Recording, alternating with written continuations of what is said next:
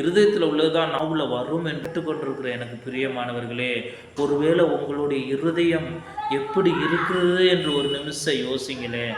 நம்மளுடைய இருதயத்துல கோப குணம் இருக்கும் என்றால், நம்ம இருதயத்துல அகங்காரம் இருக்கும் என்றால், நம்ம இருதயத்துல பெருமை இருக்கும் என்றால், அது வெளியில கொண்டுட்டு வரும் பொழுது அது மற்றவருடைய பார்வைக்கும் தேவனுடைய பார்வைக்கும் மகா கேடாகவும் திருக்குள்ளதுமாக காணப்படும்.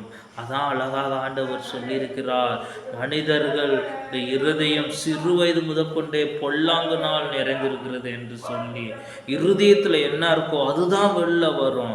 அதனால் இதை கேட்டுக்கொண்டிருக்கிற எனக்கு பிரியமானவர்களே, நம்மளுடைய இருதயத்தில் ஆவியின் கனிகள் நிறைய வேண்டும் என்றால் ஆண்டவருடைய பாதத்தில் உங்களை அர்ப்பணிக்கும் பொழுது இருதயத்தில் இருக்கிற கேடுகள் விலகும், பரிசுத்தம் உண்டாகும். நம்மளுடைய இருதயத்தில் ஆவியின் கனிகளால் நிரப்பப்படுவோம்.